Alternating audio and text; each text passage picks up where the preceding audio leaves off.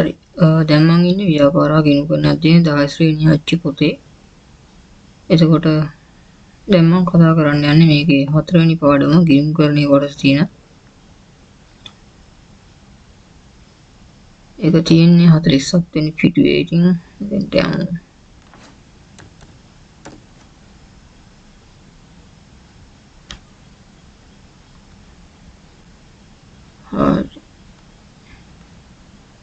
එතකොට මේ 10 වසරේ ළමයින්ට තියෙනවා ගිණුම් කරණය හැඳින්වීමේ යටතේ ගිණුම් කරණය කියන කොටසක්. ඊට පස්සේ ගිණුම් කරණයේ අරමුණු අවශ්‍යතාවය, ව්‍යාපාර ගණුදෙනු සහ විවිධ ව්‍යාපාර ගණුදෙනු තුළින් බිහිවන වත්කම්, වගකීම්, හිමිකම්, ආදායම් සහ වියදම් ගැන.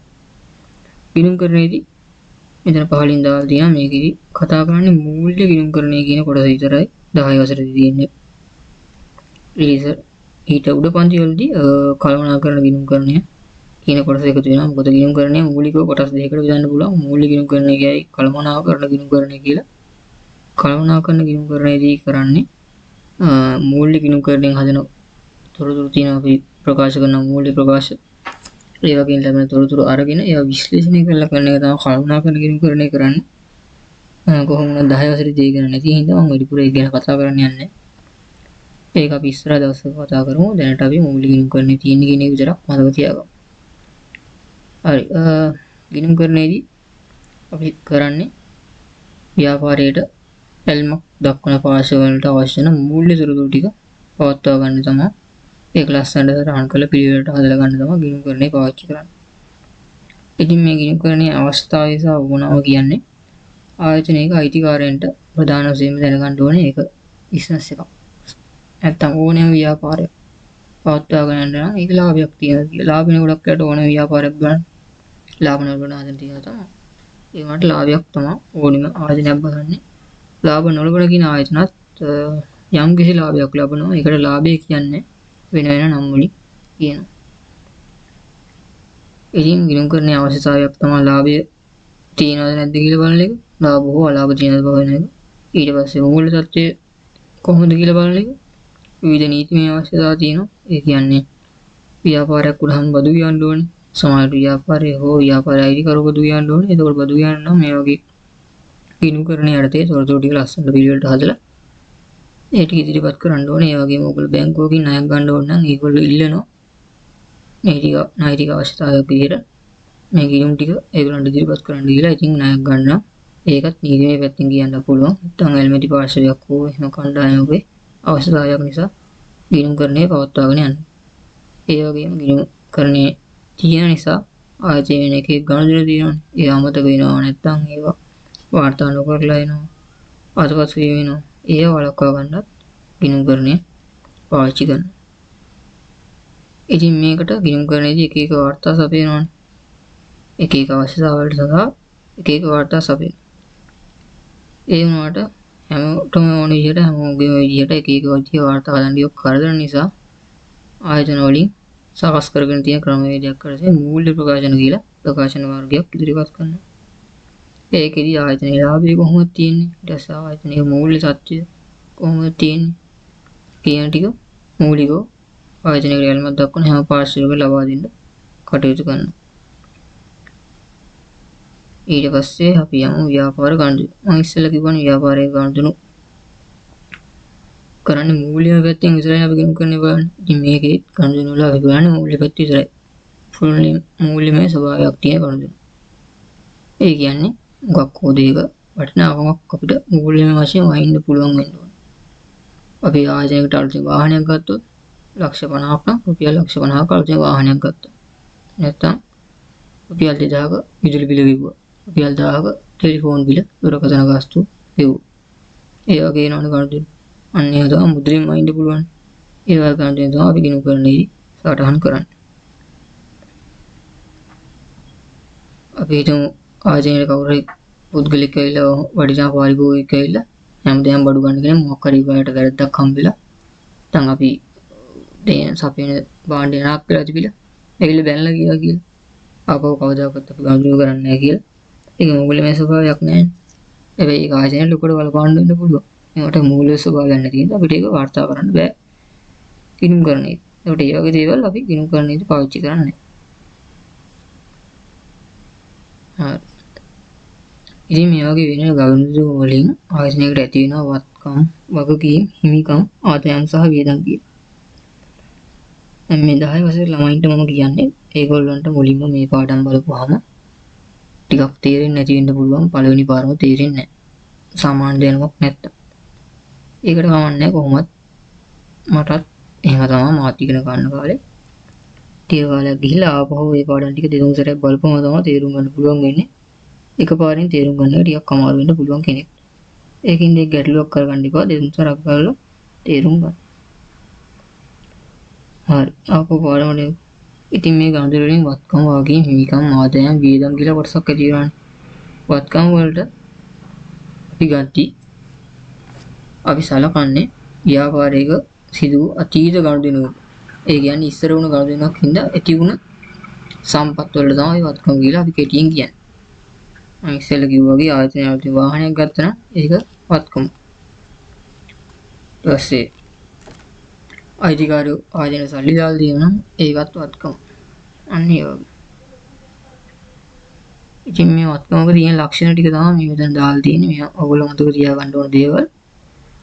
ඒ වගේම මෙතන පහළින් මේ රතු පාටින් දාලා තියෙනවා. ඒ ලක්ෂණත් එක්ක ලස්සනටම හදලා වත්කමක් කියන්නේ මොකක්ද කියන එක නිර්වචනය කරලා තියෙනවා. ඒක නිර්වචනයේ තියෙන්නේ අතීත ගනුදෙනුවක ප්‍රතිඵලයක් ලෙස ඇතිවන අනාගතයේදී ව්‍යාපාරයට ආර්ථික ප්‍රතිලාභ ගලා එන්නා වූ පොඩි සද්දයක් එනවා.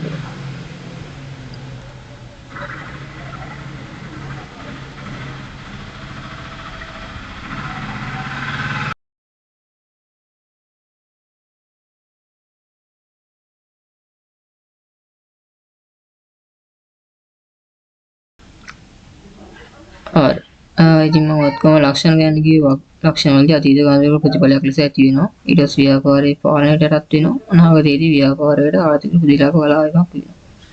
ඒ ලක්ෂණ ටිකත් එක්ක දාලා මේ විදිහට නිර්වචනයක් හදලා දිනවා. ඒක ඔයගලන්ට ඕන නම් මතක තියාගන්න. විභාගයේ සමහරට ඕන වෙන දේ. ඊට පස්සේ අපි ව්‍යාපාරයක වත්කම් කොටස් දෙකකට බෙදනවා. ජංගම වත්කම් කියලායි ජංගම නොවන වත්කම් කියලායි. ජංගම වත්කම් වලදී සාමාන්‍යයෙන් අපි සලකන්නේ ව්‍යාපාර වලින් මාස 12ක් වගේ ඇතුළත ඒ වත්කම අවසන් වෙනවා. නැත්නම් ඒ කියන්නේ විකුණනවා. ඕ මුදල් බවට පත් වෙනවා. ඒ කියන්නේ ඒ වත්කම ඉතින් එහාට නැහැ. මාස 12කට පස්සේ ඒ වත්කම මුදල් බවට හෝ ආයතනයෙන් ඉවත් වෙලා යනවා. ඒ කියන්නේ අපි ආයතනයේ තියන් ඉන්නනේ මොන හරි බඩු විකුණන දාන්න අපිට ලීබඩු තියනවා කියලා මාස 12ක් ඇතුළත ඔයාගේ ලීබඩු විකුණනවා නම් ඒක අපි ජංගම වත්කම් කියන තමයි ගන්න. මොකද ඒක ඔයාගේ ප්‍රධාන ව්‍යාපාරයේ තියෙන පාණ්ඩ වලට ඒවා කොහොමත් ජංගම වත්කම්. ඒ වගේම මුදල් බවට පත් වෙනවා වගේම මුදලු ජංගම වත්කම් විදිහට තමයි සලකන්නේ. ඊට පස්සේ ජංගම නොවන වත්කම් කියලා ගන්නවා.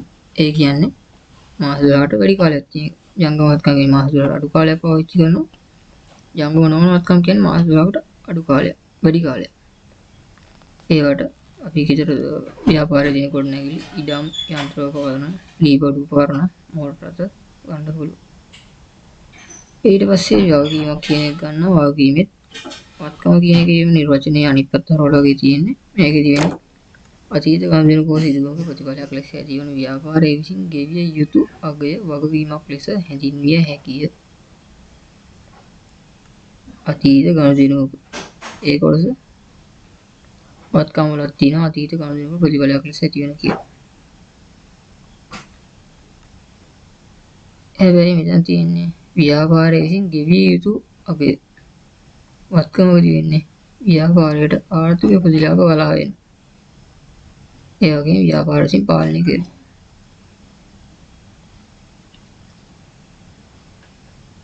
දෙපැත්ත වෙනස් වෙලා තියෙන අන්න එතෙන්දී.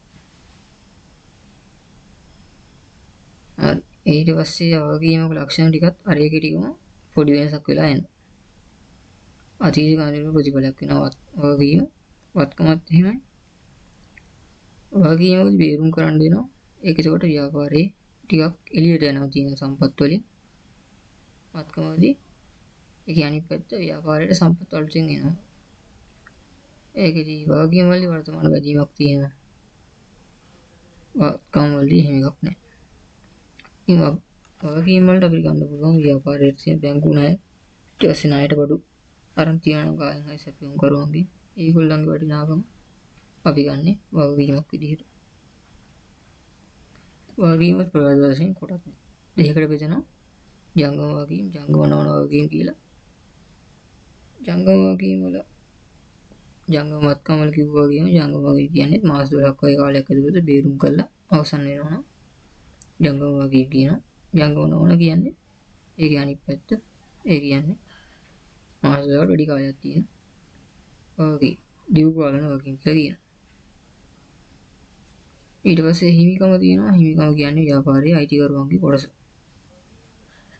ව්‍යාපාරයේ හිමිකරුවන් වෙනුවෙන් පවතින වත්කම් ප්‍රමාණය හිමිකම ලෙස හැඳින්විය හැකියි. මෙතන නිදර්ශනකුත් තියෙනවා. ඒකෙන් ඔයාලට තේරුම් ගන්න පුළුවන්. ඒක නම් එහෙම කියනනම් ව්‍යාපාරයේ රුපියල් ලක්ෂ 5ක වත්කම් ඇතැයි සිතමු. එසේනම් රුපියල් ලක්ෂ 2ක බැංකු ණයක්ද තියෙනවා.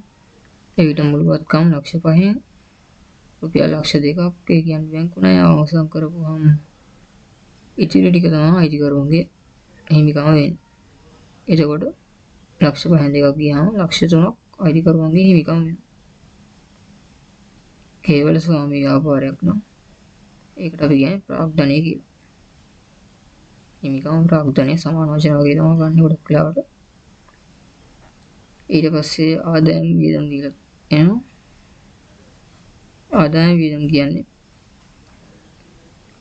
ආයතනයේ ලාභය හොයදී අපි සලකන කොටස් දෙක. ඒකට ලාභය අපි යන්නේ කෙලින්ම අයිතිකරුවන්ගේ හිමිකමට. ආදායම් වියදම් අතර වෙනස ලාභය වෙනවා. ලාභය අයිතිකරුවන්ට අයිති ඒක හිමිකමට එකතු වෙනවා.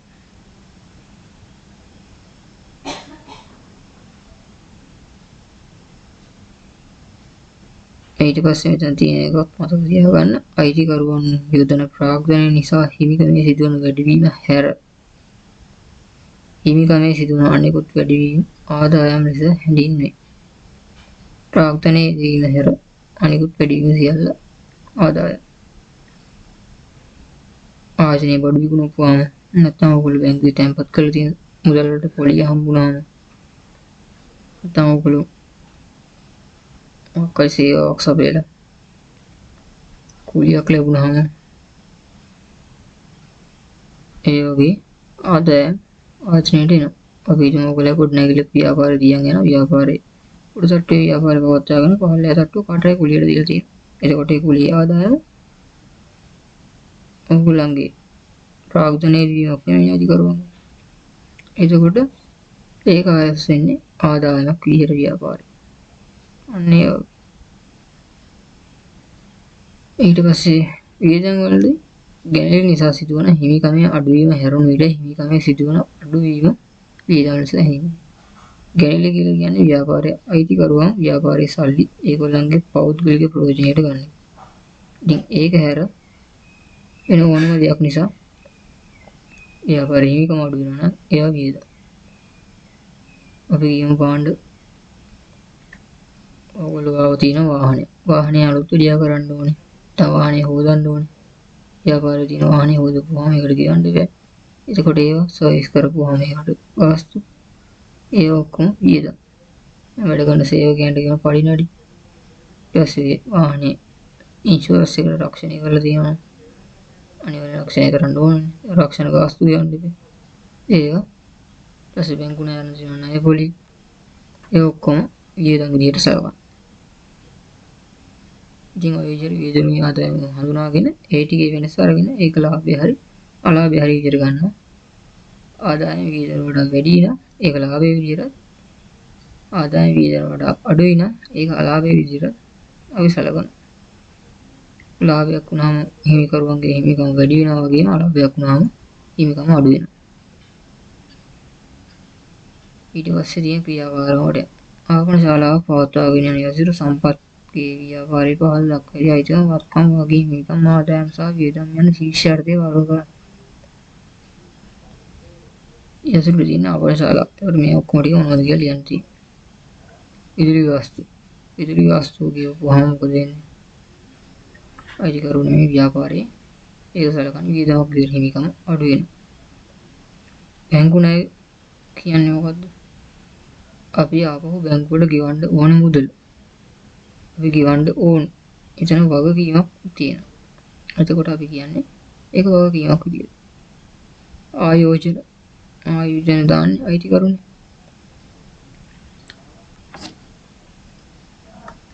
එතන ප්‍රාග්ධනයේ ආයෝජනය කියලා දාලා නැහැ. කොහොමවත් මෙතනදී අපි කියන්න පුළුවන් හිමිකම කියලා. ඔයා මොකක් හරි වෙන දෙයක ආයෝජනය කරලා තියෙනවා නම් ස්ථාවර සම්පතු වල නැත්තම් කොටස් වල ඒව එතකොට උගලන සලකන්න පුළුවන්. උවත්කම විදිහට. බැංකු ණය පොලි වෙන්නේ වියදම ප්‍රාග්ධනයේ හිමිකම. ලද කොමිස් කියන්නේ ආදායමක්. විකුණුම් කියන්නේ පාණ්ඩු කොල්ල ආයතනයේ හිමිකම වැඩි වෙන දෙයක් නේ. එතකොට ඒකත් ආදායමක්. ගෙවූ කොමිස් කියන්නේ ආයතනයේ පිටත සම්පත් ගලාගෙන යනවා. අයිතිකරුවන්ගේ ගැලි වලින් තොරව දෙයක්. ඒ කියන්නේ වියදමක්. මෝටර රථයක් කියන්නේ ආයතනයේ වත්කමක්.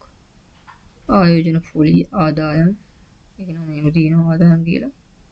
ප්‍රචාරණ ගාස්තු. ඒක වියදමක්. අපි කියවන්න ඕන දෙයක්. අයිතිකරුවන්ගේ හිමිකම අඩු වෙන දෙයක්. ඊට මෝටර රථවලට වැඩි වියදම. මේක තියෙනවා වියදම් කියලා. ණය ගැටිය කියන්නේ අපි බාඩු ණයට අරන් අපිට සල්ලි දෙන්න තියෙන අය. ඒකට ඒක වත්කමක්. ණය හිමිය කියන්නේ අපි බඩු අරන් තියන අයගොල්ලන්ගේ ණයට අපි ඒගොල්ලන්ට සල්ලි ගෙවන්න ඕනේ. ඒ කියන්නේ වගකීමක් කියනවා. ඊට පස්සේ ක්‍රියාකාරක මුද්දික මේකේ තියෙන්නේ සජිනී පෙරේරා රෙජිබිලි අලෙවි කිරීමේ ව්‍යාපාරයක් පවත්වාගෙන යයි. ඇයගේ ව්‍යාපාරයේ පහළ දැක්වෙන අයිතම දක්වා ශීර්ෂයේ වර්ග කරන්න කියලා. එතකොට රෙජිබිලි තොගය කියන්නේ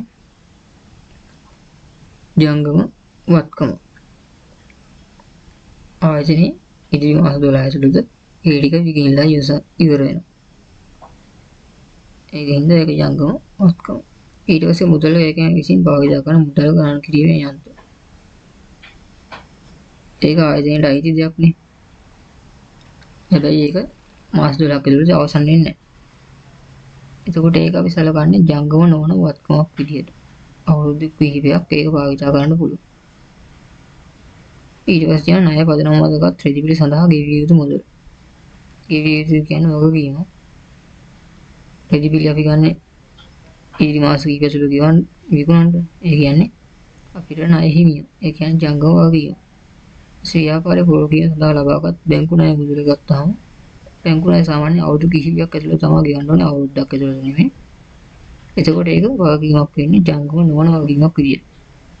ඊට පස්සේ රෙජිබිලි ව්‍යාපාරය පවත්වාගෙන යනවා ව්‍යාපාරයට අයත් ගොඩනැගි. ව්‍යාපාරයට අයිති ඒකෙන් ආයතනයට අනාගත ආර්ථික ප්‍රතිලාභ ලැබෙනවා.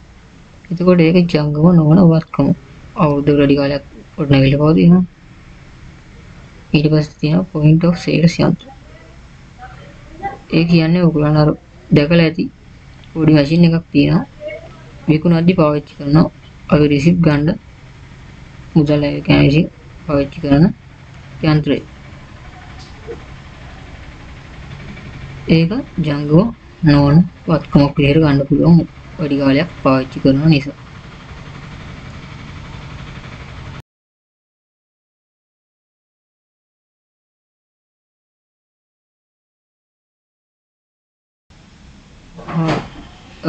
මේ පාඩමේ තියෙන මේ ටික තමයි. ඉතින් ඊළඟ පාඩමෙන් ආපහු